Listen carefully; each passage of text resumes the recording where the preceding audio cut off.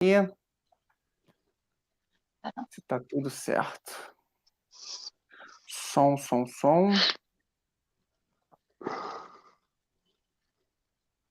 Deixar meu mudo aqui. Eu também. Som.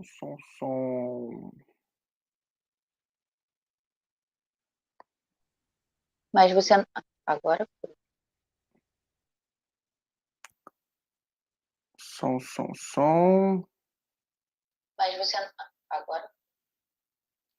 Sim, estamos ao vivo. Boa noite a todos.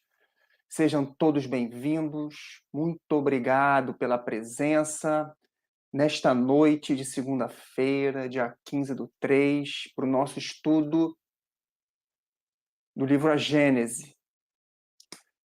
Esse estudo fica gravado para toda a eternidade e todas as segundas a gente está ao vivo.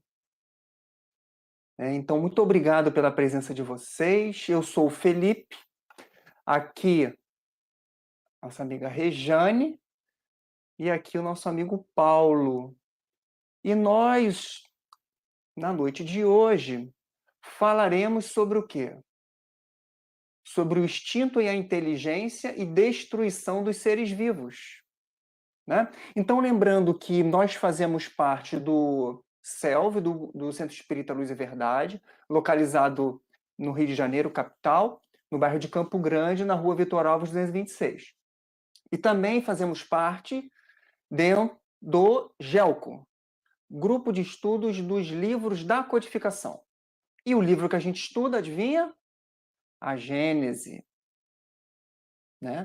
de Allan Kardec, do Pentateuco. Então, assim, o estudo não é feito somente por nós, é feito também por vocês. Então, interaja com a gente no chat do YouTube, coloca seus comentários, suas sugestões, coloque o que você está sentindo, o que você está pensando, coloque tudo. Porque a gente ganha por cada coisa que vocês colocam. Então, temos que dividir por 3. Então, coloca bastante coisa para o nosso bônus hora ser farto na noite de hoje. Tá bom? Então, dito isto, vou pedir para a Rejane, por favor, Rejane. Peraí, deixa eu ver quem chegou cedo na sala. A Luciane, boa noite, Luciane. Seja bem-vinda, minha querida. Vânia Xavier, muito obrigado, Vânia. E por enquanto só. Dá uma boa noitezinho aí, quem ainda não deu, e joga aquele like para a gente ficar famoso nas internet da vida, tá? Então, por favor, Rejane faz a nossa página de preparo e depois o Paulo faz a prece para a gente começar a trabalhar. Por favor, Rejane. Não transforme sua prece em petitório insistente. O Pai sabe aquilo de que necessitamos mesmo antes de pedirmos. Quando quiser alguma coisa para si, peça-o também para os outros, para todos os que estiverem na mesma condição. No momento da prece, evite o egoísmo. A prece é a melhor ocasião de demonstrarmos o nosso amor. E pedindo para todos, com amor, seremos os primeiros a receber o benefício. Quem acende uma luz é o primeiro a iluminar-se. Assim, após a página inicial, vamos pedir a permissão para iniciar mais uma reunião de estudos em nome de Deus, nosso Pai de amor e bondade, e também dos bons espíritos que nos guiam e nos acompanham, e daqueles benfeitores que, do lado do mundo espiritual, têm a incumbência de orientar e nos auxiliar no nosso estudo. Que possamos ter sempre a mente e o coração aberto para internalizar e, após as trocas de ideias, comunhões de pensamento, que possamos ter a oportunidade de vivenciar tudo isso que aprendemos em grupo. pois é o mais importante. A meta da doutrina é o aspecto moral e que possamos tornar pessoas melhores e agir no mundo para praticar a lei de Deus, que é apenas o bem, e ajudar todo aquele irmão aonde o nosso concurso se fizer necessário. Assim que nós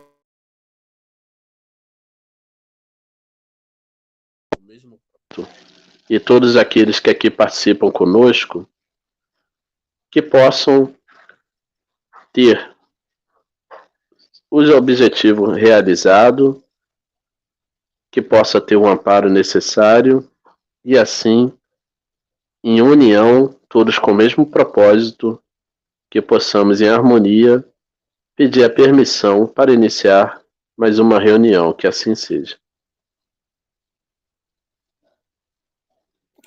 Graças a Deus. Muito obrigado, Paulo. Deixa eu ver quem entrou aqui. Giovana Miller. Esse é o pessoal da minha caravana aí, né? Que veio marcando presença aí. Tatiane, seja bem-vinda. Luísa, minha amiga, seja bem-vinda também. Tá, então agora a gente vai falar sobre o instinto e a inteligência. O Paulo vai conduzir as reflexões, né? E o Paulo aí, por volta lá de 35, 40, é o limite para a gente comentar. Depois a gente passa para ler as perguntas que os nossos amigos farão para a gente aqui. Tá bom? Boa oratória aí, meu amigo. Obrigado. Boa noite, Regiane, boa noite, Felipe, boa noite a todos que estão nos acompanhando agora ao vivo aí. Fique já à vontade, quem quiser complementar, fazer perguntas e participar aí conosco do estudo. E que seja bem-vindo também todos aqueles que depois, né, vão poder entrar, já que o estudo online ele permite, né, que se tiver um contratempo a pessoa possa assistir depois, ou quem está assistindo agora queira olhar depois, né? Então fica as nossas boas-vindas aí. E estamos dando prosseguimento, né? Porque ainda não esgotamos o capítulo da qual iniciamos na segunda-feira passada, e esse capítulo sobre o bem e o mal, que é uma consequência do capítulo 2, onde a gente estudou Deus. Então, após o nosso estudo de Deus, né, do Criador, sob a ótica espírita, então se esse Criador ele tem os atributos das quais estudamos, podemos ter uma concepção de como atua a providência divina no universo, tudo isso vai trazer uma noção ética, porque a lei que regula o universo, ela, sendo os atributos de Deus perfeito, tudo que provém de Deus é perfeito, né? Pois do contrário, iria contradizer os seus atributos de soberana bondade, da inteligência infinita. Então, necessariamente, a sua obra da criação ela tem que ser perfeita, né? Eu acho que eu dei uma congelada, eu vou deixar um pouquinho off a minha imagem aqui, tá?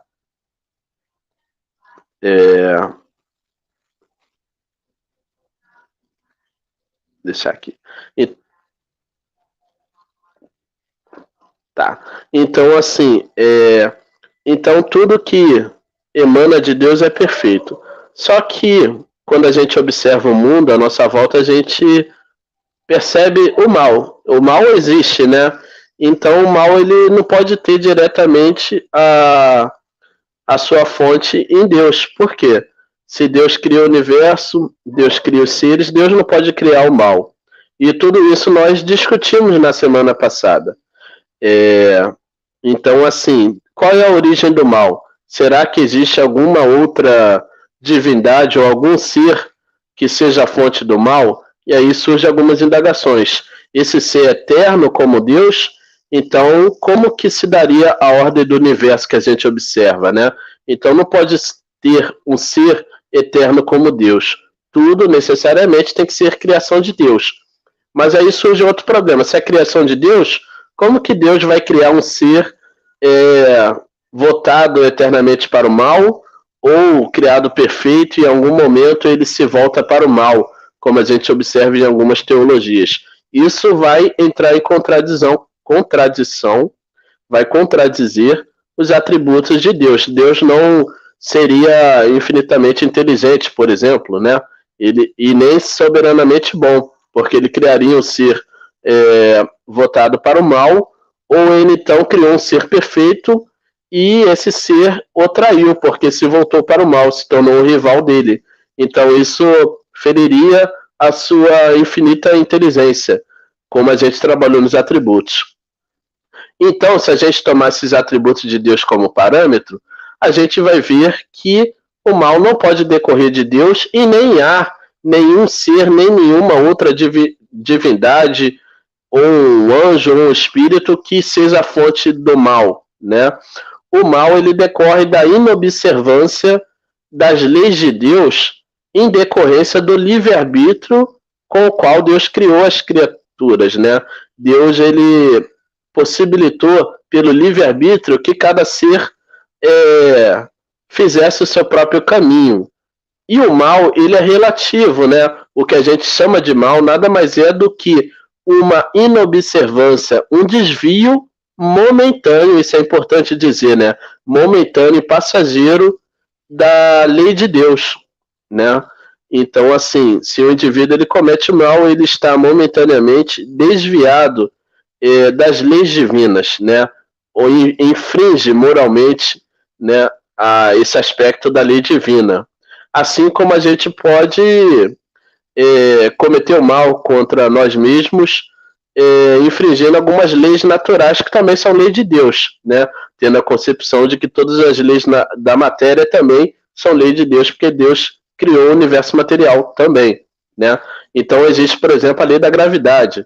Mas se eu salto assim da janela do 7º andar, eu vou estar desafiando essa lei, né? Porque o meu corpo tende a cair. E aí eu posso me machucar ou mesmo ser fatal. O que? Eu estou desafiando uma das leis de Deus. Mas da mesma forma também a gente pode infringir moralmente. Então quando a gente fere o próximo, quando a gente de modo geral fere a lei de amor e caridade, né? Quando nós não somos humildes, a gente está infringindo a lei divina também. Então, essa infração nada mais é do que o mal. O mal, o que existe é só o bem. O bem é a lei de Deus. O mal, ele é a ausência do bem. Tanto que a filosofia da doutrina espírita, ela explica, né, que só o fato de sermos neutros, de não cometermos o mal, é insuficiente para o nosso progresso, para a nossa evolução. Porque a gente tem que fazer o bem, né? Aquele que não faz nada já comete o mal em si, né? Porque ele está neutro, ele não está agindo para a melhora do mundo, para a melhora de si mesmo, né? Então, o nosso dever é sempre fazer o bem, né? Então, com essa introdução, hoje, na parte final da parte que nós estávamos comentando na semana passada, o mal ele tem uma fonte já que a gente observa. E aí, no item 10, né, nos últimos itens da semana passada, Kardec ele vai explicar assim, que essa questão do mal ela decorre da nossa proximidade, nossa, que eu falo assim, nós enquanto espécie, né, os seres humanos, da nossa proximidade com o reino animal. Estamos muito próximo ainda da influência da matéria. Então, o instinto da conservação, que é tão forte no reino animal, da qual nós biologicamente, né, evoluímos, né, enquanto espécie, Homo sapiens, a nossa espécie biológica, então a fonte disso está na lei da conservação. Então, na medida que nós vamos progredindo enquanto ser, desde que a gente encarna em outros mundos, encarna aqui na Terra, o instinto ele que se torna tão forte, que é o nosso guia, que guia a sobrevivência dos seres vivos, e as paixões também. Aí no final dessa minha fala eu vou explicar a diferença entre paixão e instinto. O mal ele tem a sua fonte aí, né? Então o ser, ele ainda por estar muito próximo da animalidade, ele acaba sendo influenciado pela matéria e ele abusa das paixões, né? A paixão que é a alavanca, aquele desejo muito forte que faz o indivíduo progredir, buscar novos conhecimentos, direcionar o seu desejo para alguma coisa, que é uma alavanca necessária. Na medida em que o ser não consegue controlar essa paixão, ele vai estar cometendo mal. Então, as fontes do mal estão no abuso das paixões e na influência dos instintos, aonde estamos mais próximos da animalidade do que da meta espiritual, que a nossa meta é se espiritualizar. O que significa? Dominar a matéria, controlar a matéria, porque a nossa natureza ela é espiritual. Nós usamos um corpo físico momentaneamente, né?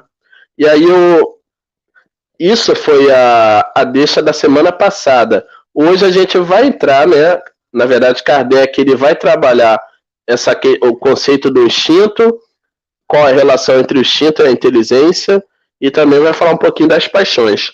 Aí eu ia pedir para o Felipe, por favor, colocar um dos primeiros itens que eu coloquei aí, que está que fala do instinto e a inteligência. O instinto e a inteligência, que é o item da qual a gente vai trabalhar a partir do item 11, né? Está lá no capítulo 3. Então, o item 11, obrigado, Felipe. O item 11, ele fala lá, o instinto, ele é a força oculta que solicita os seres orgânicos a atos espontâneos e involuntários, tendo em vista a conservação deles, né?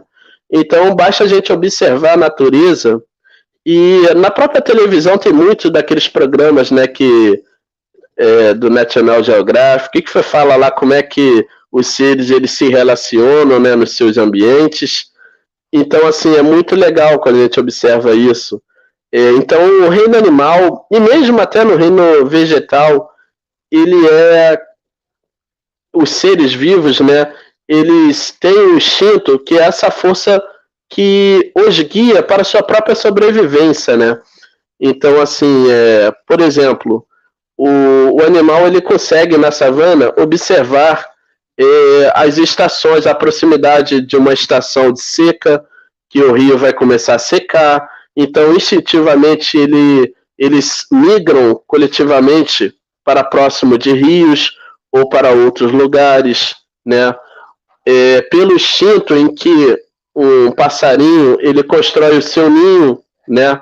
Ou um zoão de barro ele constrói o seu ninho, que é diferente, que não é feito de galho, mas de uma terra, né? Ele é diferente de outros passarinhos. Então ninguém ensina a ele, né? É alguma coisa automática que faz aquele ser vivo planejar o seu habitat daquele jeito, né?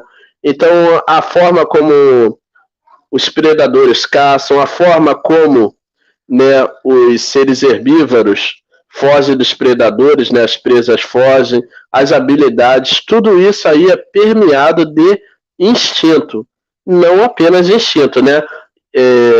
Todos vocês que estão aqui nos acompanhando na Gênese, né, um dos pré-requisitos é o estudo lá do Livro dos Espíritos, e lá na questão, só para relembrar, diz também que os animais, eles não têm apenas o instinto, eles têm uma cota de inteligência que vai estar se desenvolvendo ao longo das eras, né? Aquele princípio inteligente também, ele é permeado de inteligência, mas o instinto ele domina muito, né? Então, assim, e nós, seres humanos, temos instinto também, pelo instinto em que a pálpebra, né, da nossa vista, ela se fecha sem a gente perceber, né? Pelo instinto, até certos atos que nós fazemos assim automaticamente, né? Quando a gente, por exemplo, quando a gente aprende a dirigir, as passadas da marcha do carro, isso se dá a partir de um certo momento de um modo instintivo. A gente não raciocina mais para aquilo ali. Então, o nosso organismo ele também tem seus mecanismos de instinto, né? Que está relacionado com a nossa sobrevivência também. Se a gente percebe algum perigo iminente, automaticamente a gente tem uma ação instintiva, seja para fugir, para correr ou para salvar alguém. Então, nós seres humanos, como também temos uma natureza animal, estamos encarnados no corpo físico, temos instinto a nos guiar. É claro, assim, que como já temos um estágio, um progresso espiritual inteligente, né, do uso da inteligência, da razão, muitas vezes a gente dispensa esse instinto. Mas, como o próprio texto de Kardec diz, o instinto ele nunca se apaga.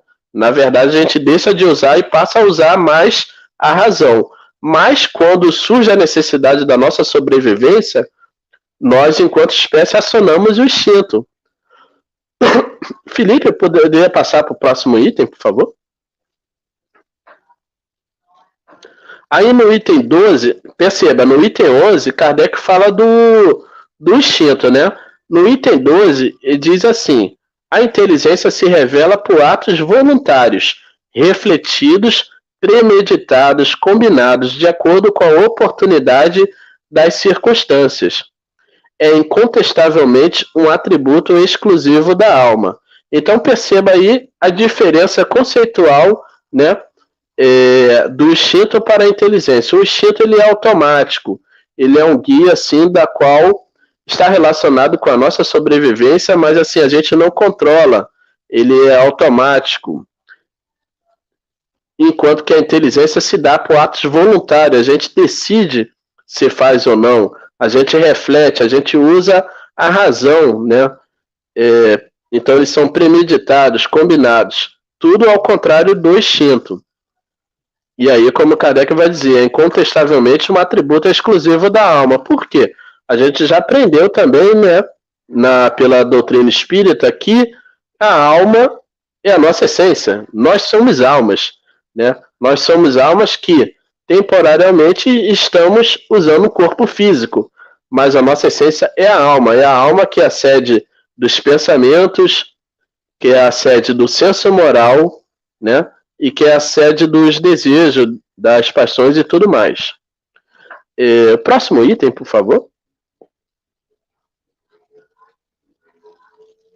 E aí, dando continuidade ao item 12, Kardec diz assim: todo ato maquinal é instintivo. O ato que denota reflexão, combinação, deliberação é inteligente. Um é livre, o outro não é. É só para arrematar, né, essa diferença entre o instinto e a inteligência que Kardec vai explicar. O instinto ele é maquinal, a gente faz sem refletir, enquanto que um ato que denota reflexão, combinação, ele vem da inteligência, ele é um ato inteligente, né? Um está relacionado com a razão, porque a gente calcula, pensa, reflete se vai fazer ou não. Pode dar prosseguimento, por favor? E aí Kardec ele prossegue lá no texto, né? Eu coloquei aqui só para guiar, né? E resumir de modo com pequenos trechos para não ficar lendo o capítulo todo, porque pode tornar cansativo para quem está acompanhando aí. Mas são pequenos trechos que ajudam, né? A parte conceitual Kardec vai explicando aí. Aí ele diz assim: o instinto é guia seguro, que nunca se engana. A inteligência, pelo simples fato de ser livre, está por vezes sujeita a errar. Perceba que a inteligência que ele está falando não é assim, a pessoa que é inteligente, que tem uma instrução acima da média. É a inteligência aqui que é o oposto do instinto. A inteligência que ele está se referindo é qualquer ato deliberado, qualquer ato calculado, raciocinado, que a gente para pensar. Então ele vai dizer, o instinto ele é um guia seguro. Só que a inteligência, por ser simples fato de ser livre, está por vezes sujeita a errar. Porque a gente usa a razão pelo nosso livre-arbítrio, e aí a gente vai ver que ele pode estar permeado das más paixões, ainda pelos nossos vícios, e aí a gente faz mau uso da razão, né? Se nós nunca usássemos a inteligência, a razão, a gente não cometeria tanto mal, porque, como ele diz aqui, o instinto ele é um guia seguro. O instinto não faz a gente cometer o mal. O mal é relativo, lembre-se disso, né? Ele depende do quão o ser ele é consciente sobre aquilo que está fazendo, né? Por isso que, se a gente observar lá no reino animal, por exemplo, um leão que corre atrás da presa e a devora, a gente não pode, assim, imaginar que está se cometendo mal, que aquele animal ele tá sendo cruel, faz parte da própria natureza e da própria sobrevivência.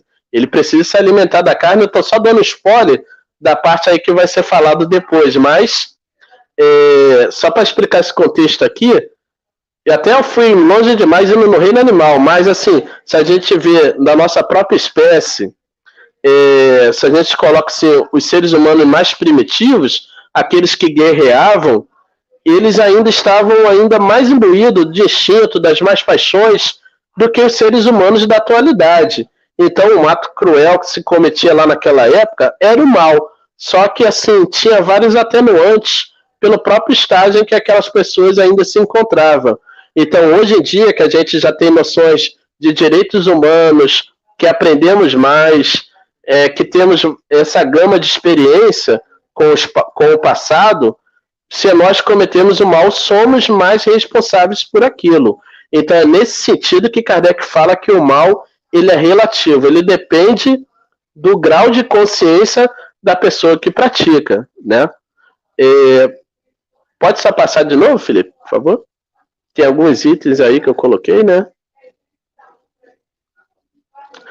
Aí perceba, eu já coloquei mesmo para a turma aí pensar, e vocês podem responder daqui a pouquinho, né? Faltam uns 10 minutinhos para eu concluir aí a minha fala.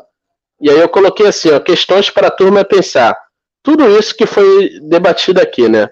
Aí Kardec, ele se defrontou na época com uma dificuldade em conceituar o instinto. Conceituar o instinto eu já vou explicar por quê. Conceituar, na verdade, a origem do instinto, né? Na verdade, a dificuldade do conceito. O instinto dá até para se definir, conceituar.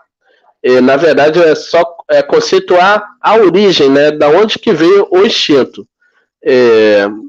Teoricamente, assim, ele é fácil a gente ver a diferença entre um ato instintivo e um ato racional, inteligente, né? Mas, assim, sua origem estava na matéria, isso aí são hipóteses com as quais Kardec vai trabalhar ao longo desse texto, né? Qual é a origem do instinto? Será que a origem está na matéria? Será que é uma inteligência rudimentar que aí vai se desenvolver depois para uma inteligência? E aí, o que vocês acham? Ou é atributo de algum, esse algum aí é porque não permite todos os caracteres, só passar para dar continuidade, Felipe? De algum princípio espiritual. Então, olha só, turma, atenção aqui, ele vai trabalhar aí, Kardec vai começar a trabalhar qual é a origem, ele vai buscar qual é a origem do instinto, né? Será que a origem do instinto está na matéria? Será que reside em algum princípio espiritual, de natureza espiritual? Ou será que o instinto, né, ele é uma inteligência, né? Então a origem dele estaria na própria alma, ele é uma inteligência rudimentar que depois vai ser desenvolvida por uma espécie de inteligência racional. O que vocês acham, né? Quais dessas três hipóteses aí seria a mais correta? E aí vocês podem até participar aí. Só passar, por favor, Felipe. E aí o Kardec ele vai trabalhar, vai começar a trabalhar a partir do item 13, alguns sistemas hipotéticos, né? Pode passar, por favor. É basicamente três hipóteses que ele vai colocar. A primeira hipótese é a seguinte: o instinto e a inteligência procederia de um princípio único. Como assim? Uma hipótese é o seguinte: o instinto é uma espécie de inteligência rudimentar. A gente pode pensar mais ou menos assim, né? É uma espécie de inteligência rudimentar. Só que, na medida que o ser vai estar desenvolvendo a sua razão, ele acaba deixando de lado o instinto. O instinto, na verdade, se transforma. Acaba deixando de lado, não. Segundo essa hipótese, a inteligência ela é o desenvolvimento do instinto. Só que essa hipótese ela tem alguns problemas. Qual é o problema? Kardec vai colocar bem. Às vezes, no mesmo ato, é possível observar a presença do instinto e da inteligência. Kardec vai até dar um exemplo bem trivial. É uma pessoa que está andando, caminhando pela rua, né? Então, perceba, o fato de andar, ele é um ato instintivo. A gente não pensa assim, eu tenho que colocar um pé assim primeiro, o meu calcanhar, depois eu abaixo o pé e coloco o outro pé na frente e por aí vai. Não, desde quando a gente passa do 1 aninho, que a gente começa a dar os primeiros passos, a gente faz esse ato de modo instintivo. Andar é um ato instintivo. Só que, se a gente percebe um obstáculo na frente, por exemplo, tem uma poça d'água, um buraco, a gente tem que desviar. Então, perceba, naquele passo instintivo da qual eu não pensava, eu coloquei um ato racional, um ato de inteligência, um ato combinado. Ou eu dou um pulo para saltar da poça ou do buraco, ou eu desvio. Então, aquele meu caminhar, ele passou a ser um ato deliberado. Então, Kardec vai dar esse exemplo aí, que às vezes no mesmo ato, o ser ele pode fazer o uso do instinto e da inteligência. Então, como eu disse também no início dessa minha fala aqui, mesmo nós ainda, né, enquanto espírito, no grau que a gente está hoje, em várias situações da nossa vida a gente usa um instinto. Não perceba que a gente nunca usa instinto, principalmente em situações de perigo, em situações de que a gente vê algum ser, algum ente querido em perigo iminente, alguma coisa no nosso organismo vai ativar, né, esse ato instintivo. Pode passar, por favor, Felipe?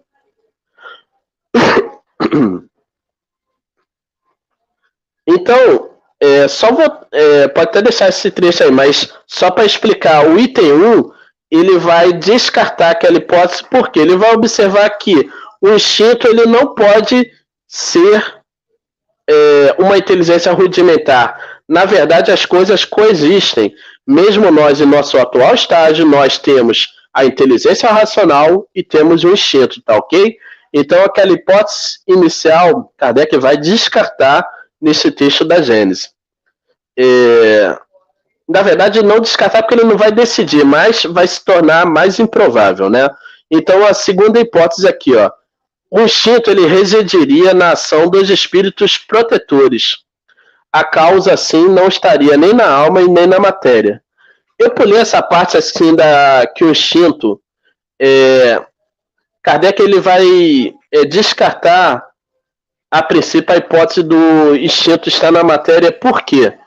Primeiro, né, o conhecimento que ele tinha a respeito do organismo físico, das funcionalidades do nosso corpo, ainda estava se iniciando, né, vários conhecimentos biológicos. E o complicador é o seguinte, lembra quando a gente falou que o instinto é um guia seguro? O instinto jamais vai levar o indivíduo a cometer o mal. Já a razão, sim. A razão faz a gente, pelo mau uso da razão, a gente pode cometer o mal. Então perceba o complicador aí. Se o instinto ele reside na matéria, né, se ele está radicado no nosso corpo físico, significa que a matéria ela possa, assim, com muita aspa, ser mais previdente do que a própria alma, do que o próprio espírito. Por quê? No instinto, se ele tem a sua fonte na matéria, ele nunca leva a criatura a cometer o mal. Agora, a razão, se a inteligência, ela é um atributo da alma, ela faz esse indivíduo, às vezes, pelo mau uso da razão e da inteligência, cometer o mal. Então, por isso, Kardec ele vai evitar que o instinto ele tenha a sua fonte na matéria.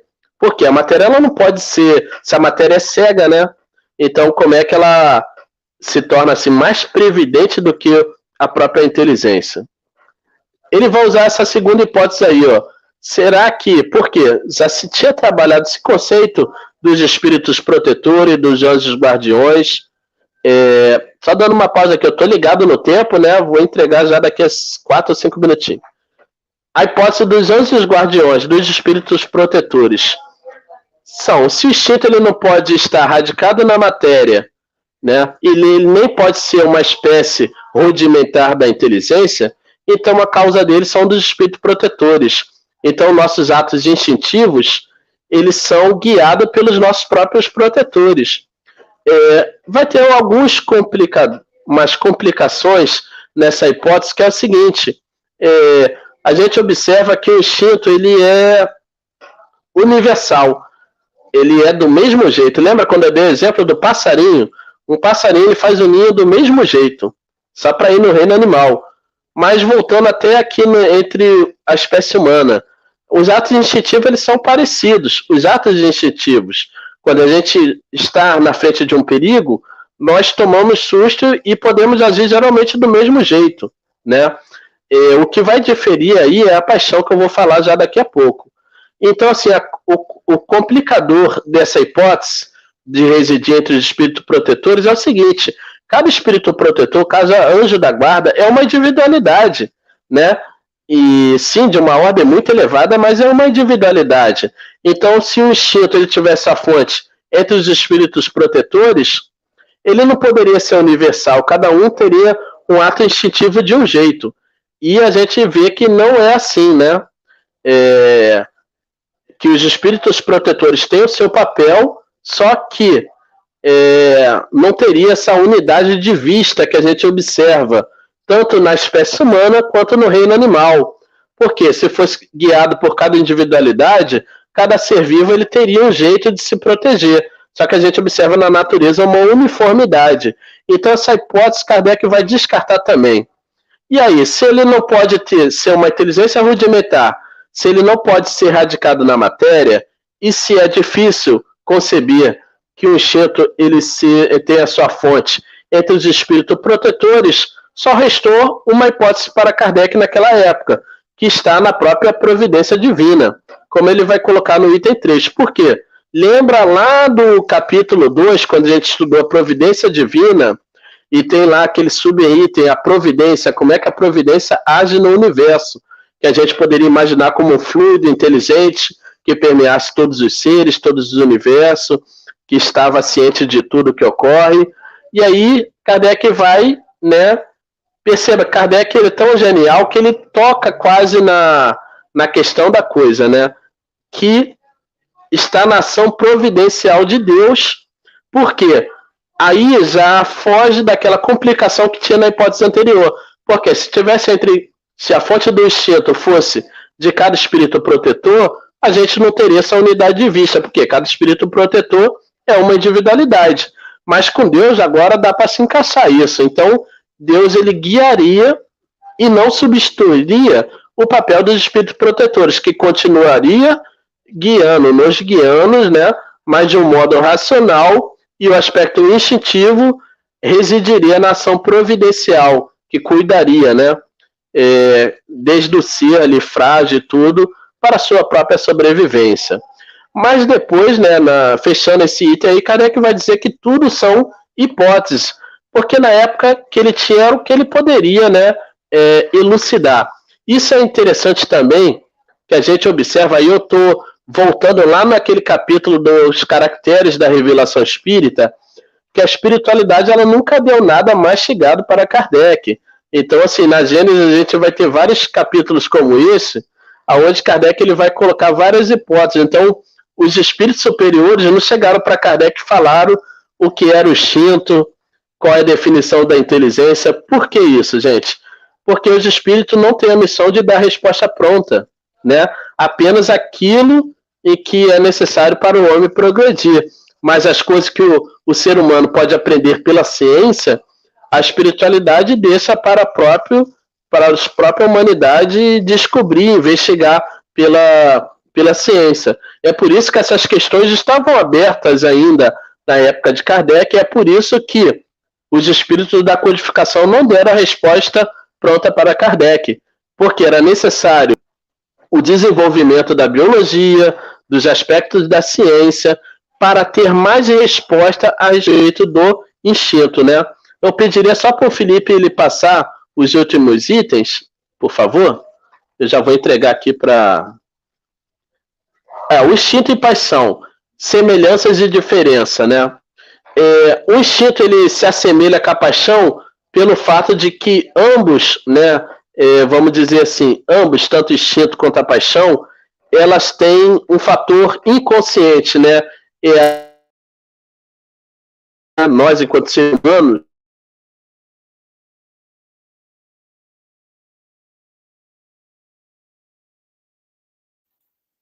Paulo? Voltou? Opa, continua, meu amigo. Voltou?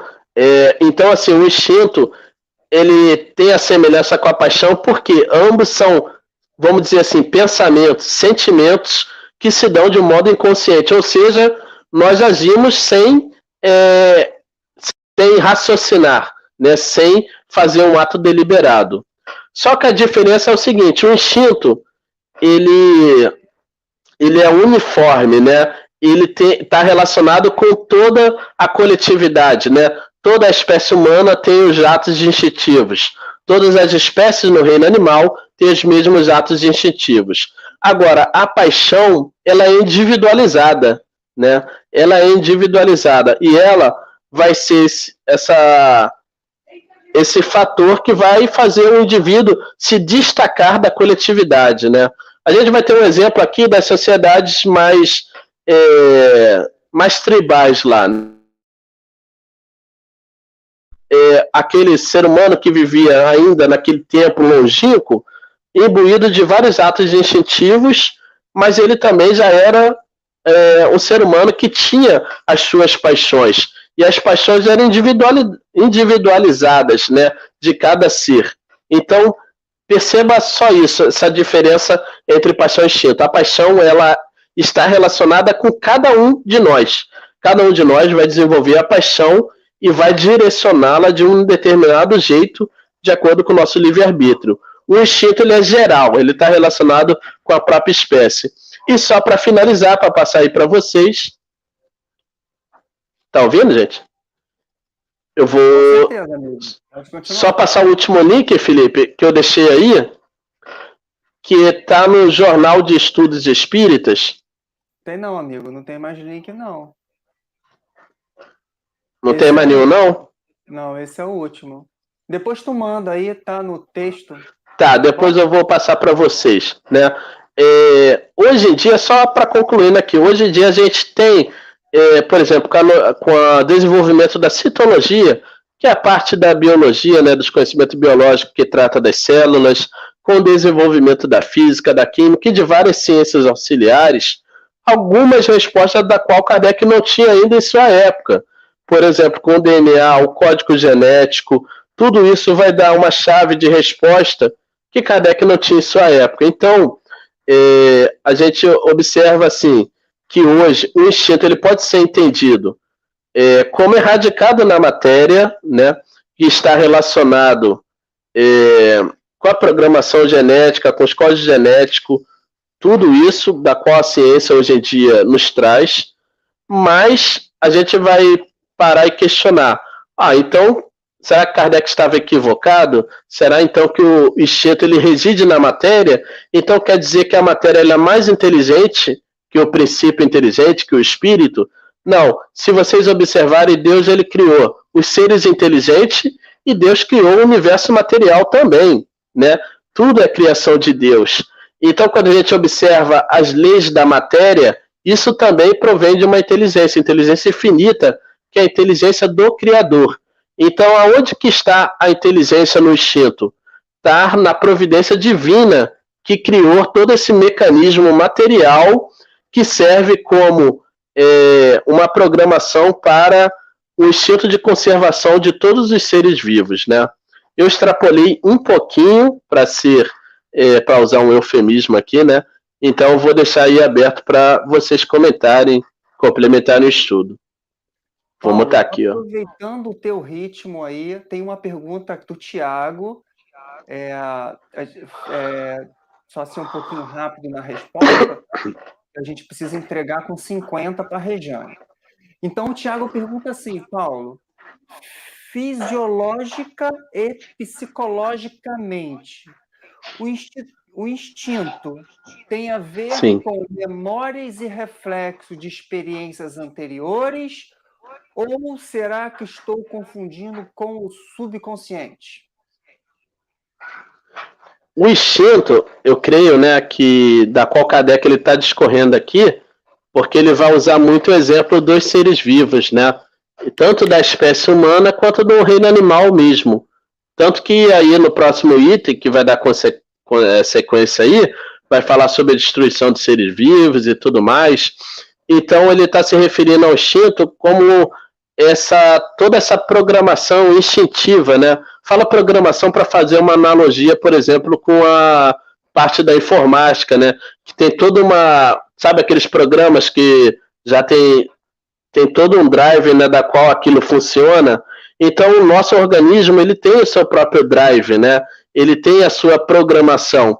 Então, o instinto, ele está relacionado com todo esse aspecto que serve para a nossa conservação, né? Perceba, eu dei um exemplo que o próprio Kardec usa aí, das nossas pálpebras, né? Da nossa vista aqui, ir se fechando. Ela se fecha automaticamente, a gente não observa isso, né? A gente não fica pensando. Agora, sim, enquanto a gente está falando aqui, a gente pode fechar a vista de um modo consciente. Sabe quando a gente vai fazer a prece? Às vezes quem está fazendo a prece pede para todo mundo fechar a vista, a gente faz de um modo deliberado. Só que a gente, quando a gente está assim, em vigília, a nossa pálpebra, né, vai se fechando de um modo automático. Isso é instintivo, né, é programado. Por quê? Para a nossa própria conservação. Se a nossa vista ficar sempre assim aberta, a gente teria um problema de ressecamento e tudo mais. Isso é só um exemplo entre infinitos outros, né? Então, respondendo o Tiago, essa parte do instinto, quando é falado aqui, está relacionado com as questões materiais que servem para a conservação de seres vivos, né?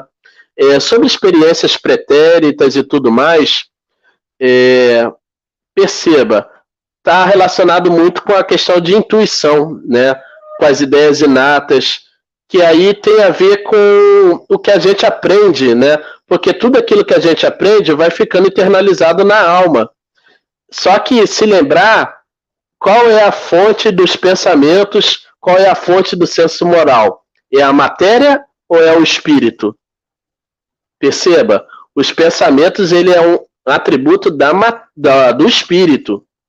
Os pensamentos é tudo aquilo que a gente aprende, tudo aquilo que a gente vivencia, vai ficando internalizado em nós, é na alma. Não vai ficar arquivado no corpo, né? E aí, perceba, eu desencarnando, indo para o mundo espiritual, retornando numa outra vivência, eu vou carregar tudo aquilo que eu aprendi. Eu não sei se está dando para direcionar, para responder um pouco, né? Então, as ideias inatas, as intuições, né? Tudo aquilo que estiver relacionado com a razão, com a inteligência, e os sentimentos, as emoções, vão ficando arquivados, né, na nossa alma. Agora, os atos materiais que servem para a conservação do nosso corpo físico, a organização, tudo isso está relacionado com o instinto com o qual é falado aqui, né? E hoje em dia a ciência ela nem usa instinto, né? Ela usa outra palavra, eles falam em drive e etc. Justamente porque essa palavra instinto ela virou sinônimo de várias outras coisas. Desculpa extrapolar aí. Aí, Paulo, ele já até colocou aqui, porque nessa segunda interação tua, ele conseguiu perceber que estava confundindo intuição com instinto. Então, vou deixar só um comentáriozinho aqui, um dever de casa. Olha, Tatiane e a Luciane viram o filme A Cabana. Eu não vi. Diz assim, ó, há um destaque para o julgar e questionamento da razão pela qual para a qual Deus deixa algo ruim acontecer a um dos seus filhos. Lembrei do estudo e indico. E a Cabana é maravilhoso. Então, ficou aqui já na minha lista de filmezinhos para serem vistos sem dormir. Eu agora vou passar a palavra para a Rejane, e a Rejane vai falar para a gente. Perdi a pauta aqui, Rejane. Me ajuda. Eu vou falar a partir do item 20. Destruição dos seres vivos. Isso. Uns pelos outros. Obrigado, aliás, querida. Então, a palavra é sua, por favor. Aliás, vou fazer uma queixa. Paulo, o seu anjinho da guarda está colando o que eu escrevo aqui. Estou muito brava, porque eu não vou falar mais nada. Você colou tudo que eu ia falar, seu bobo. Brincadeira, gente. Não, porque a gente tem o nosso tema está muito interligado, né? Porque, afinal de contas, a gente não saiu do capítulo 3 que fala sobre o bem e o mal. Então, a gente ainda está nessa vibe de tentar compreender o bem e o mal através da origem do bem e o mal, dessa diferença entre o instinto, a inteligência e as paixões, que foi o que o Paulo muito bem falou, né?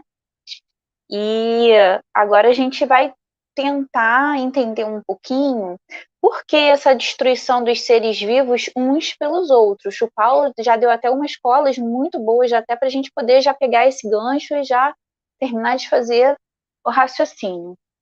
Obrigada, Paulo, pelas escolas. Então, vamos lá. O item 20, que é o item que eu dou início, ele fala sobre a destruição recíproca, né, dos seres vivos. É dentre as leis da natureza, uma das quais que, à primeira vista, menos parece conciliar-se com a bondade de Deus. Pergunta-se por que lhes criou ele a necessidade de mutuamente se destruírem para se alimentarem uns às custas dos outros. Então, vou pegar exatamente o mesmo exemplo que o Paulo usou, que foi o quê? National Geographic, né? Ou outro programa qualquer, onde a gente vê aqueles bichinhos lindos, aquelas zebrinhas maravilhosas sendo comidas pelos leões. Gente, eu fico apavorada. Às vezes eu estou na sala vendo com meus filhos, meu filho é biólogo, o meu marido é agrônomo. Então eles ficam lá amarradões, né, vendo aquilo tudo, e eu assim, não acredito, vai comer zebrinha, ai, coitado, filhotinho, gente, morreu, fico brava pra caramba. Aí, logo depois, porque quando você está vendo esse programa, ele mostra não só aquela caça, mas toda aquela comunidade ali na savana convivendo. Daqui a pouco vai mostrar que esse mesmo leão que foi lá, que pegou a zebrinha, ele vai voltar para a tribinho dele de leões e ele vai ser chutado de lá, porque ele já é um leão idoso, ele já é um leão que já não consegue manter as fêmeas e os filhotes em segurança. Aí vem aquele leão fortão. Então, quer dizer, há 2 segundos atrás eu estava. Tá vendo? O Thiago também ficou horrorizado. Aí, há 2 segundos atrás, aquele leão que eu estava horrorizada, falando que ele era um péssimo amiguinho, porque ele comeu a zebrinha.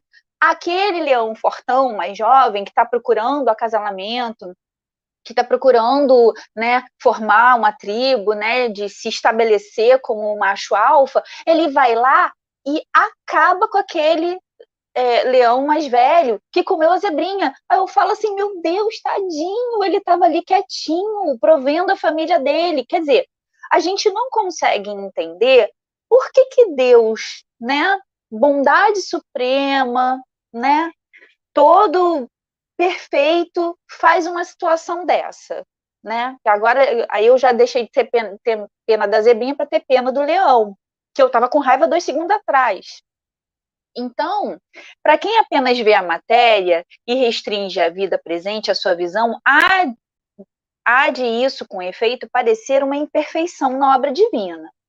É que, em geral, os homens apreciam a perfeição de Deus do ponto de vista humano, medindo-lhe a sabedoria pelo juízo que dela formam. Pensam que Deus não poderia fazer coisa melhor do que eles próprios o fariam. Quer dizer, a gente tenta medir a capacidade de Deus fazer coisas certas pela nossa capacidade. Nossa, eu faria muito melhor, porque a gente sempre faz muito melhor, né? Ah, eu faria diferente, eu não deixaria, eu colocaria uma outra situação, aí eu faria que o leão fosse vegetariano para não comer a zebrinha, né? A gente vai tentando pensar em soluções para que aquela coisa horrorosa, aquela carnificina não acontecesse. Pobre zebrinha filhote que ficou para trás. Então, não lhes permitindo a curta visão, a nossa, né? Curta visão de que dispõem apreciar o conjunto, não compreendem que um bem real possa decorrer de um mal aparente. Só o conhecimento do princípio espiritual, considerado em sua verdadeira essência, e a grande lei da unidade, que constitui a harmonia da criação, pode dar ao homem a chave desse mistério ao mostrar-lhe a sabedoria providencial e a harmonia. Aí ele vem falar o seguinte, que a verdadeira vida, isso no item 21, a verdadeira vida, tanto no animal como do homem, não está no invólucro corporal. Do mesmo modo que não está no vestiário. Então, o que ele quer dizer? Que está no princípio inteligente que pré-existe e sobrevive ao corpo. Então, esse princípio, ele é o que tem de mais importante. Não importa se aquele corpinho daquela zebrinha ficou ali destroçado, sanguinolento, horroroso, sendo comido pelos leões. O que importa é que aquela prova, aquela capacidade de sobreviver ou de proteger o próximo, porque existe o comportamento da manada, que é muito interessante, que eles têm todo um esquema até de fuga. Eles colocam no meio, né, os mais velhos e os mais novos para poder proteger, enquanto os mais jovens e mais fortes ficam em torno deles. Eles se locomovem todos para o mesmo lado. Então existe ali todo um aprendizado que essa verdadeira vida, que é a vida espiritual, está ali em treino. E a gente não percebe isso. Então eles estão treinando ali a cooperação, a proteção, o senso de comunidade, né? Várias coisas ali, tanto eles quanto também os leões que estão protegendo a sua família, que estão se desenvolvendo, que não matam quando não tem necessidade. Eles não matam à toa, eles matam quando eles têm fome, quando a comunidade deles precisa de comida ou de algum tipo de proteção, quando eles estão sendo ameaçados. Então, o que Kardec vem explicar aqui, nesse ponto 20 lá para o meio, ele fala assim, ó, por meio do incessante espetáculo da destruição, ensina Deus aos homens o pouco caso que devem fazer do envoltório material, e lhes suscita a ideia de vida espiritual, fazendo que a desejem como uma compensação. Quer dizer, esquece a vida material. Almejem, né? Ele quer que a gente almeje a vida espiritual como resultado final real dessa vida, e não o corpo na gente, porque ele vai se desfazer. Toda a vida, ela provém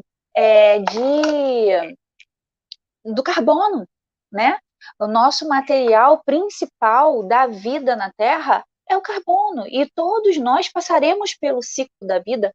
Quem aqui não viu o desenho do Rei Leão? Se você disser que não viu, eu não quero mais conversar com você. Você não é uma boa pessoa. Pode ir embora. Porque o filme... Você não viu, Felipe? Tô magoada, gente. Pessoa que nunca viu o filme do Rei Leão, pessoa boa não é. Eu Porque o diria filme do Rei... que não vi ele inteiro. Eu pisquei, dei longas piscadas em alguma parte. Mas você agora vai ficar com esse dever de casa. Enquanto os outros já estão adiantados vendo a cabana, o senhor estará de castigo vendo o Rei Leão. Tá bom? Pode anotar aí.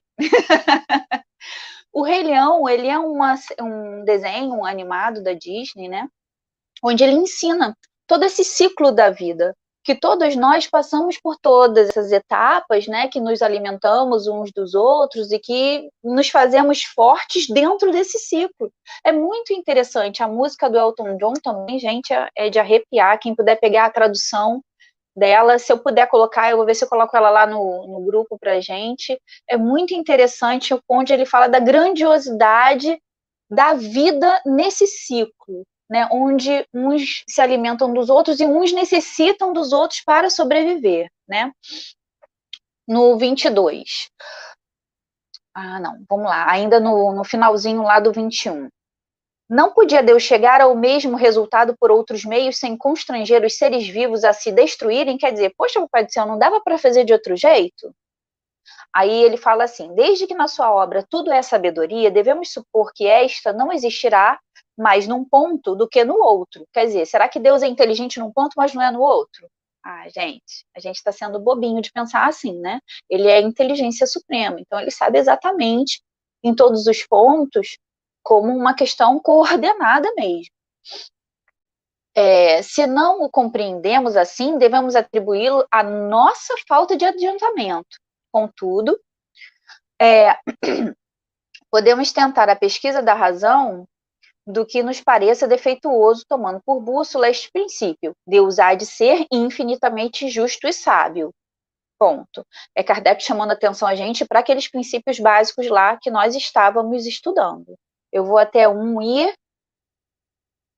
Ou se perdi, peraí. Vou até 1 e 15, se eu não me engano. 1 e 15. Entre 1 e 15, 15 não é? e 1 e 20. Ok.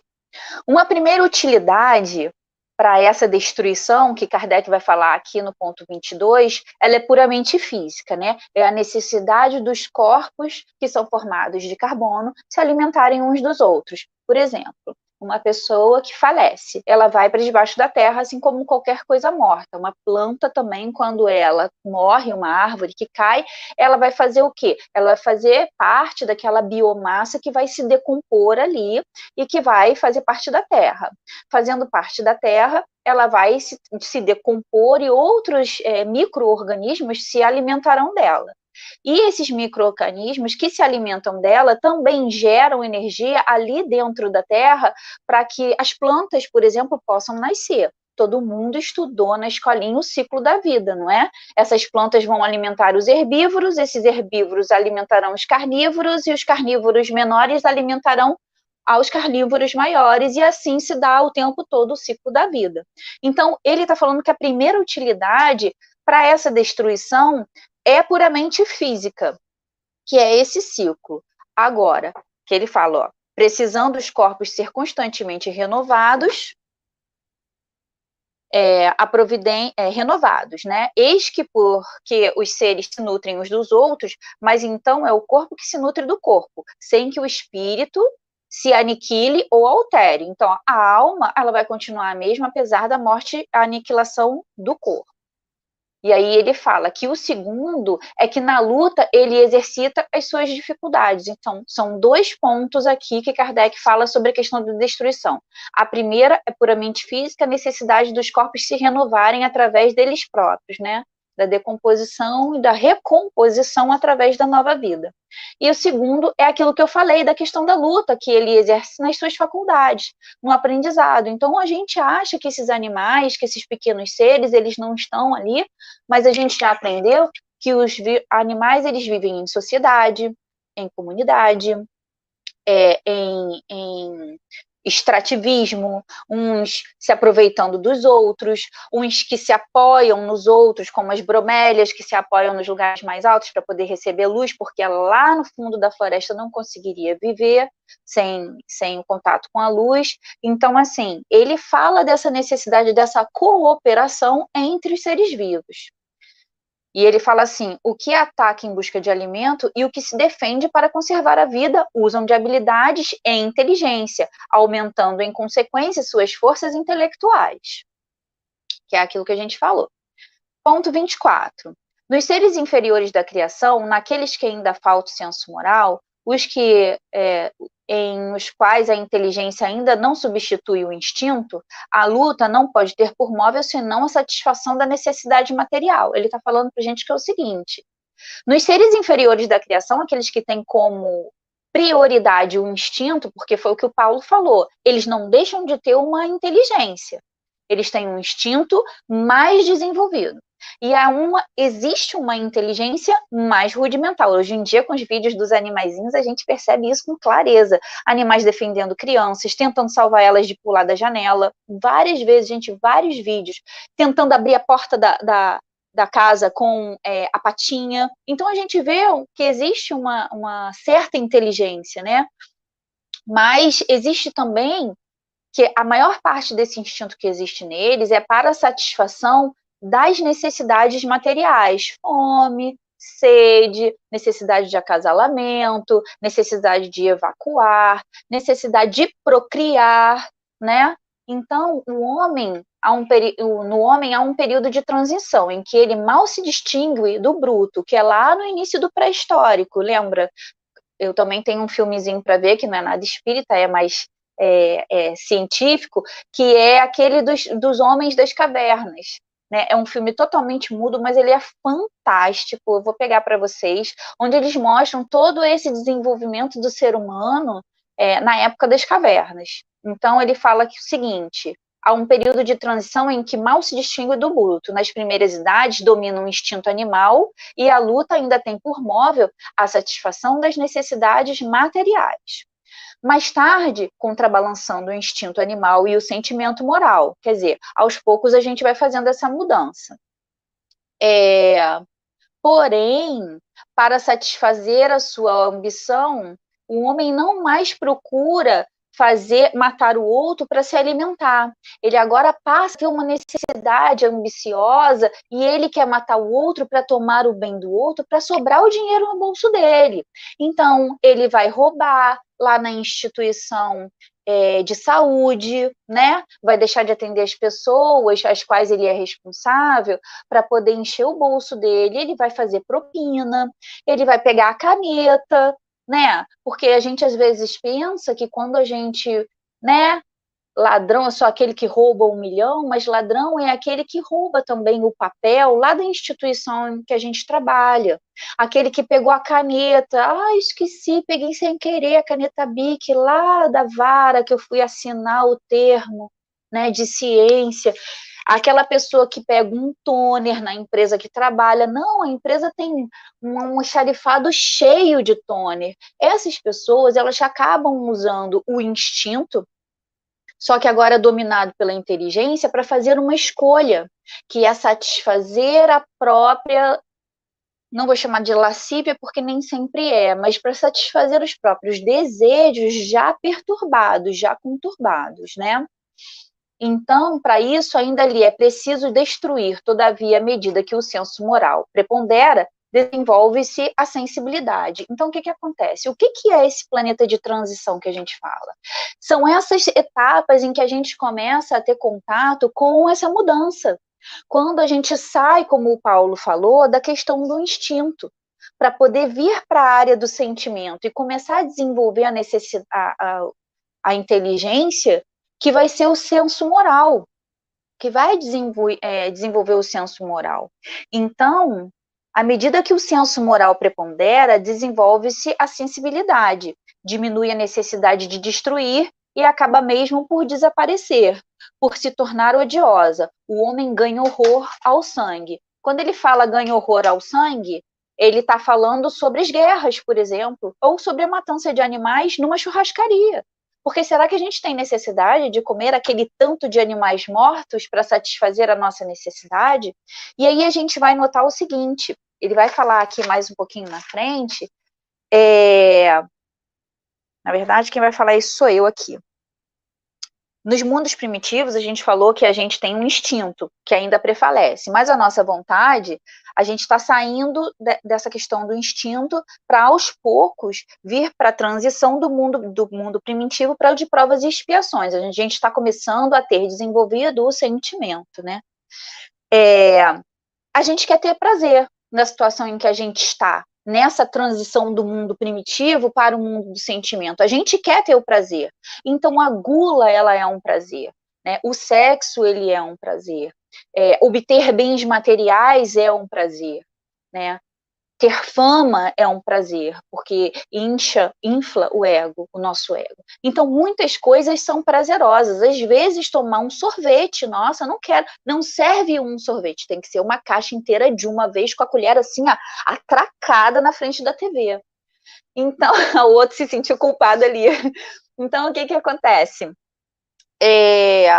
A gente, nesse momento dessa transição do instinto para o sentimento, a gente está no momento das experimentações. E essas experimentações, a gente vai aprender o que é certo e o que é errado.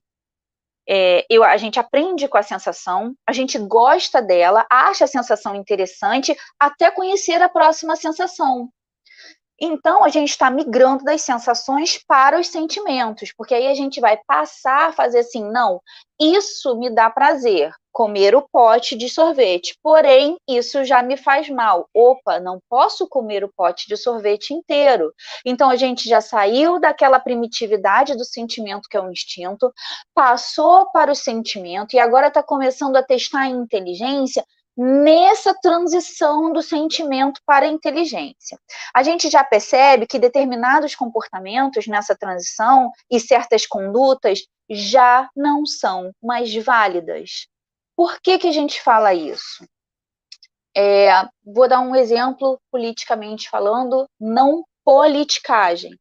Politicamente, porque eu vou falar sobre comportamento de sociedade, tá, gente? Na filosofia, para quem estuda filosofia política, ela tem uma outra conotação. A palavra política tem uma conotação de interação social e coordenação de grupo. Então, por exemplo, quando eu falo assim, a gente não pode mais fazer piada com homossexual, ou a gente não pode fazer mais piada com negros. Isso é uma coisa que, entre aspas, não está na lei, mas moralmente em grupo a gente já percebe a necessidade de que esse comportamento já não é mais aceitável, porque a gente entende que existem grupos que são minorias, mas quando a gente fala minorias é em questão de direitos legais, tá? Eu estou falando de legalidade. Essas pessoas não têm tantos direitos que as defendam, porém, essas pessoas, elas têm suas próprias vontades e elas querem ser percebidas como parte do grupo. Então, a gente percebe que fazer chacota com essas pessoas, ou com pessoas de religiões diferentes da nossa, seja umbanda, seja católico, seja protestante, seja qual for, seja o mórmon, seja qual for o judeu, a gente não tem mais esse direito. A gente precisa se comportar de forma a respeitar o próximo, porque ele se sente daquela forma, se entende como indivíduo daquela forma, e contanto que ele não faça mal ao próximo, ele tem que ser deixado no canto dele, vivendo a vida dele conforme ele acha que é o correto, né? Então, essas condutas, a gente já começa a perceber que condutas já não são mais válidas. A gente sente prazer, mas a partir desse momento que validamos ou não determinadas condutas, o intelecto passa a submeter à vontade. Olha aí. Então, Platão, ele já falava assim, qual é a diferença minha para um bisão, para um bezerro, se toda vez que eu tiver vontade de evacuar, eu evacuar em qualquer lugar. A gente desce as calças e faz onde tiver que fazer. Ou, por exemplo, né, um homem e uma mulher. Um homem passou, viu aquela mulher e falou assim, nossa, eu preciso, né, cruzar com aquela mulher, fazer sexo com aquela mulher. E vai fazer, independente da vontade dela ou não. Qual é a minha diferença? Porque o animal ele faz isso sem nenhum pudor, mas porque ele tem uma questão de instinto. O ser humano já não pode mais fazer isso. Essas condutas já não são mais válidas. O que determina essa validade? É a minha consciência, é o meu intelecto. Onde eu não posso mais fazer determinadas coisas, eu estou vendo que já tem 19 comentários, eu já estou ficando em pânico. Quando eu vejo essa conduta, eu já fico assim, meu Deus, isso não está certo. Será que aquela mulher quer contato físico comigo? Será que eu devo evacuar no meio da rua? Se eu devo fazer xixi só porque eu estou apertado, porque eu bebi 5 cervejas e eu posso fazer ali, naquele poste, de qualquer jeito? Então, o nosso intelecto começa a fazer um filtro do nosso comportamento e validar determinadas questões. Então, a gente precisa diferir a ignorância do mal, porque o mal é quando você faz uma conduta, você não está acostumado a fazer uma determinada conduta, faz e fala assim, puxa vida, aquilo magoou fulano. Se a partir do momento que você tem a oportunidade de fazer novamente aquilo, você faz, já sabendo que houve um resultado negativo, aí já não é mais ignorância, é escolha, né? Você fez a primeira piadinha, você viu que aquela pessoa se sentiu incomodada com aquilo, se você faz novamente, você já está escolhendo fazer a coisa errada, e aí você optou pelo mal. Então, esse é a grande linha limítrofe do comportamento. É quando você percebe que a primeira vez era ignorância, você não sabia como a coisa ia acontecer, mas se você faz repetidamente a mesma coisa, mesmo sabendo que você está prejudicando o seu próximo com aquele comportamento, você já ultrapassou o limite da linha, e preferiu cometer o ato, já não é mais ignorância, é maldade. Então, essa é a grande diferença, quando você prefere o resultado mesmo sabendo que ele existe. Então, eu sei que faz mal, mas eu quero continuar. Então, o horizonte dessa pessoa que quer continuar fazendo mal, esse horizonte ele está limitado. Ele está limitado porque ele não consegue sair dali. Ele está naquele ponto lá atrás onde eu falei sobre o prazer. Lembra que eu falei? Me dá prazer, eu quero comer o pote de sorvete e tudo bem se outra pessoa tá bolada comigo porque eu roubei o sorvete dela para poder comer, para satisfazer a minha vontade, né? Eu roubei o carro dela porque eu queria ter aquele carro, mas eu não posso. Ou eu roubei o celular dela porque a sociedade não me deu oportunidade e eu me sinto no direito de roubar o celular dela. Não pode. Eu estou fazendo isso para satisfazer o meu prazer, mas eu não estou percebendo o limite do outro. Então, essa pessoa, ela não consegue sair dali. Ela só vai sair daquele comportamento de satisfazer o próprio prazer quando a dor dele for premente. Então, é por isso que muitas vezes a gente passa por grandes momentos de dor, que é para poder fazer a gente sair da nossa condição confortável de estar fazendo sempre a mesma coisa. Vou dar um exemplo. O nosso corpo, nós temos limites físicos. Quando a gente come um pote de sorvete, o que acontece? Bom, você pode passar mal, né? Você pode simplesmente ferrar o seu fígado, o seu estômago, e você botar tudo para fora. Uma segunda opção, pode ser que você não bote tudo para fora, mas em compensação, pode ser que a tua glicose vá lá no alto, e aí você comece a ter problemas de glicose, e aí vai desenvolver uma doença que predispõe, que tem como predisposição a glicose alta. A terceira possibilidade é, por exemplo, você engordar. São os sinais que o seu corpo dá a você que você está exagerando, que você está passando do limite, satisfazendo aquele prazer de forma excessiva. Mas a alma, ela também dá essa indicação. Então, Deus é tão perfeito que ele deixou indicativos tanto para o corpo quanto para a alma. E quais são essas limitações que a alma deixou para a gente perceber quando a gente está exigindo muito dos prazeres?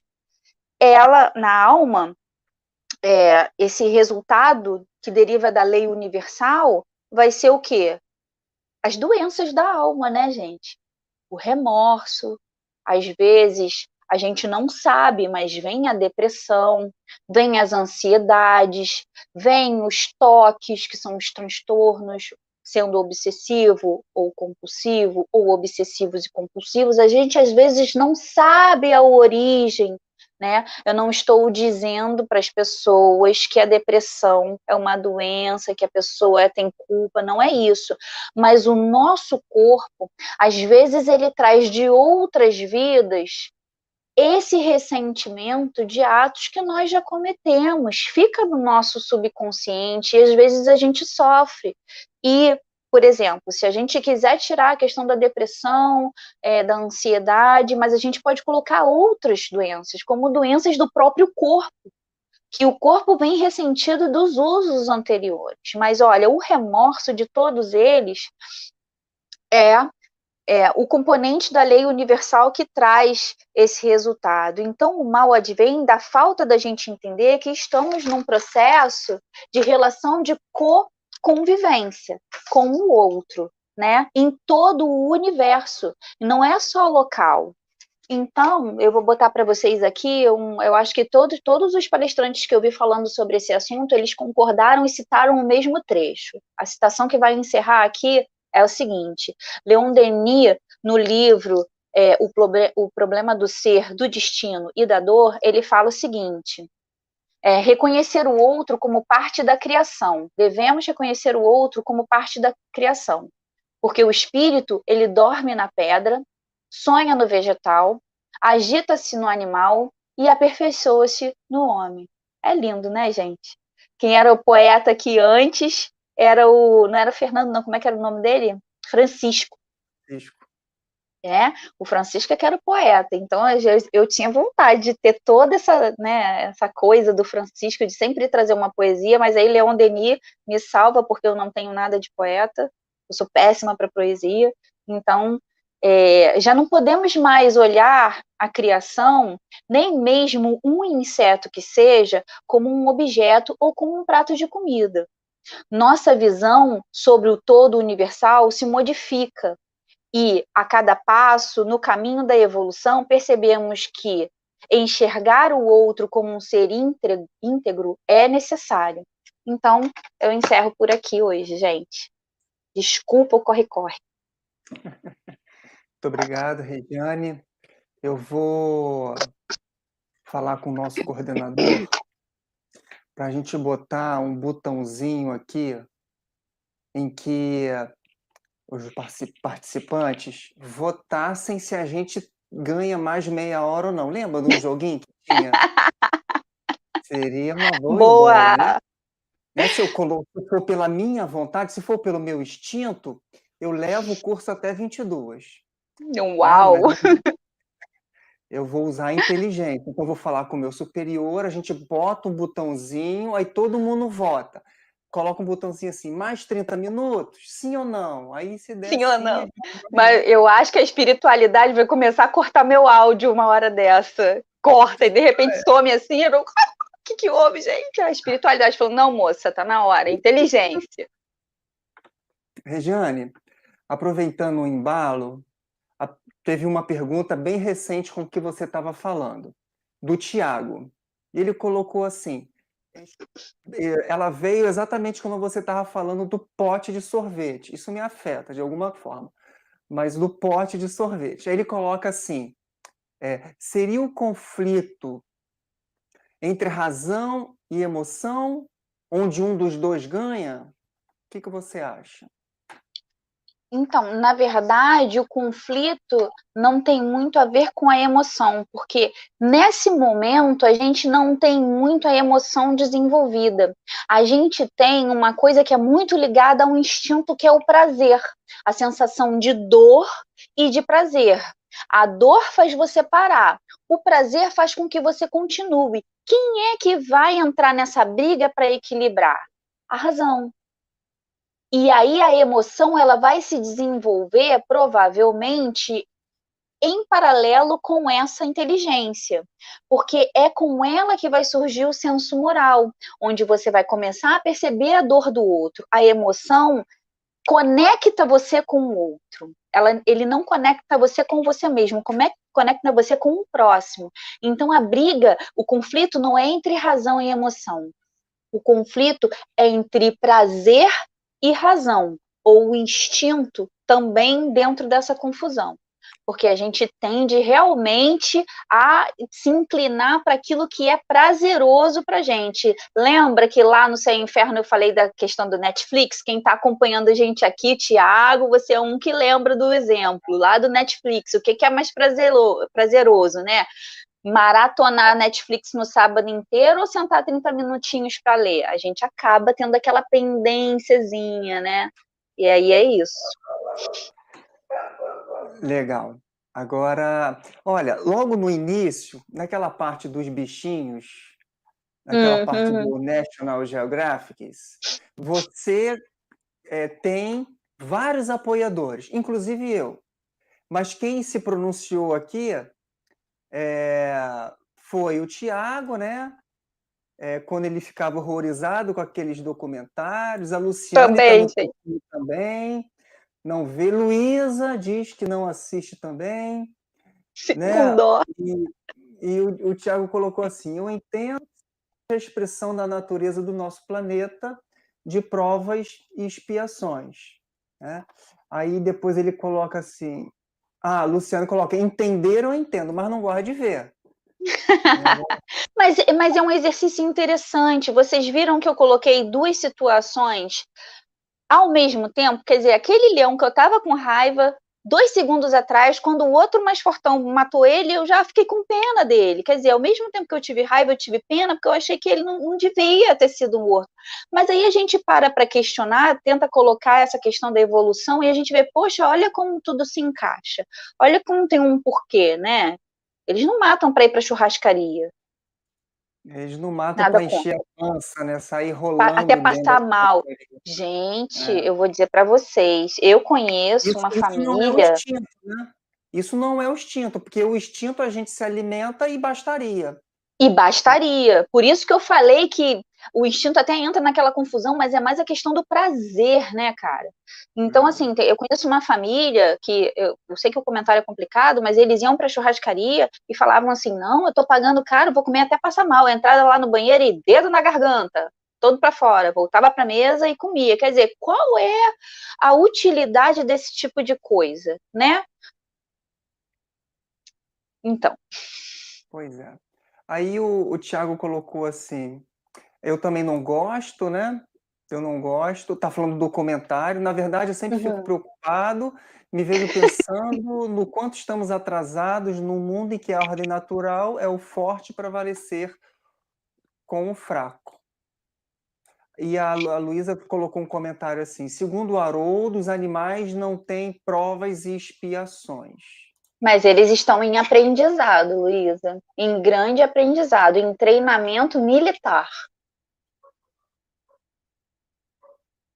Aí ele coloca assim, o Tiago, né? Ao meu ver, nós humanos fazemos o mesmo de uma forma mais civilizada. Falando sobre o forte prevalecer sobre o fraco. Não é nada civilizado matar o coleguinha. Não é nada civilizado. E isso tende a acabar com o aperfeiçoamento do ser humano, né? Da inteligência, o aperfeiçoamento da inteligência e do sentimento. Logo no início, a gente está ligado muito aos instintos, aí depois a gente começa a ganhar um pouco de liberdade moral e a gente começa a exercitar novos comportamentos, né?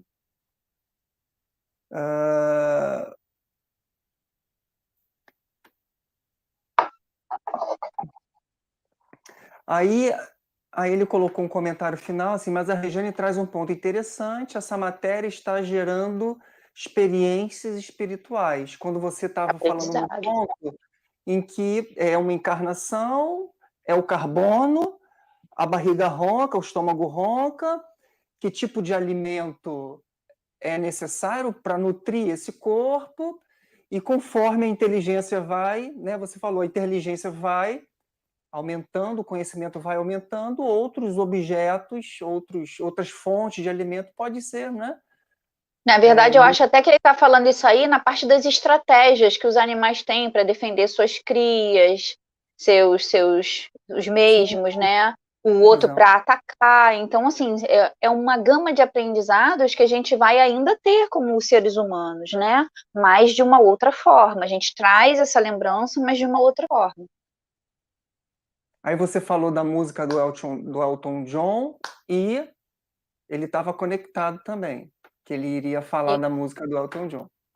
Obrigado. O Thiago ultimamente está, né? Conectadíssimo. Acompanhando a gente mentalmente, né? Pelo menos ele se manifesta, a gente consegue, né? Detectar. Acredito que deva acontecer com muitos de vocês, né? Porque a gente faz o exercício do pensamento, né? E o pensamento ele se propaga. Aí no momento em que você estava falando sobre os excessos, e aí o Tiago coloca sobre é como a relação do sexo, a sensação. E a afetividade, que é o sentimento. Exatamente. Um satisfaz o prazer, o outro satisfaz o sentimento. Exatamente. Aí, e aqui a minha caravana chegou, a minha esposa, ela colocou assim, ó. Nada mais que estágios necessários na nossa jornada evolutiva. Exatamente. É bem isso aí. Para fazer aula com a gente aqui, o que vocês acham? É isso aí, vamos botar esse pessoal para trabalhar, né? Aí aumentar o bônus hora da família. A família espiritual aí, né? A Luísa coloca assim, o último, né, da nossa noite. Eu entendo assim, estão se aperfeiçoando. O Thiago já deu até um seja bem-vindo aqui para ela participar com a gente. Já aceitou. Então é isso. Mais algum comentário, minha gente? Paulo, Regiane, podemos ir passar para a conclusão? Uhum. Então é isso. Maravilhoso estudo, mais uma segunda-feira maravilhosa, em que a gente se encontra para trocar de ideias, né? Para bater papo, para um passar para o outro, que seja assim até quando Deus permitir. Mas só que o assunto não se esgota aqui, a gente tem a semana toda para poder trocar ideias pelo WhatsApp, né, para o nosso grupo da nossa turma, tá? Então fiquem à vontade de compartilhar as coisas pertinentes, as coisas, os acréscimos necessários, as reflexões, os filmes, né? E a gente faz com que seja mais um bom campo de troca de experiência. Paulo, você Felipe, quer falar alguma coisa? Né? Não, quando você diz que o assunto não esgota aqui, não mesmo, né? Porque esse assunto é de uma complexidade que extrapola até o espiritismo, né? A gente está falando aqui temas que são estudados pela antropologia, pela filosofia, psicologia e a própria doutrina espírita, né? Então é complexo demais. Isso aqui a gente só viu a pontinha da pontinha do iceberg. Ficamos limitados ao que Kardec colocou ali. Que é necessário, né, para o nosso desenvolvimento. Exato. Obrigado, Paulo. Então vamos para a nossa prece, 9h30 já, tá? Aquele que desejar, fechar os olhos, para que as distrações visuais não nos atrapalhem nesse momento em que a gente une os nossos pensamentos num só caminho. Um caminho de gratidão, de agradecer a Deus a oportunidade de ter acordado no dia de hoje, as experiências que vivemos no dia de hoje, o momento tão edificante que é o nosso encontro, almas que se reúnem para poder colocar o que entenderam, para poder ajudar, para poder iluminar as nossas consciências. Agradecer também aos benfeitores, os benfeitores do Selve, os benfeitores do Gelco, que no outro plano da vida também tem o mesmo esforço que nós fazemos aqui, de estudar, de se preparar, de se conectar, de prestar atenção, de interiorizar no nosso coração, de semear esse novo entendimento, essa nova reflexão. Que possamos também fazer a nossa parte de estar atento no dia a dia, buscando uma oportunidade de colocar tudo que a gente vê aqui, tudo que a gente aprende, toda essa bagagem que a gente traz, colocar em prática, ajudando o próximo, fazendo-se luz para os próximos. E assim, fazendo um pouquinho só, dia após dia, temos a crença que sairemos dessa vida muito melhor do que chegamos. Assim seja, graças a Deus. Gente, boa noite, boa semana. Boa noite, gente. Boa noite, pessoal. Boa semana. Até segunda.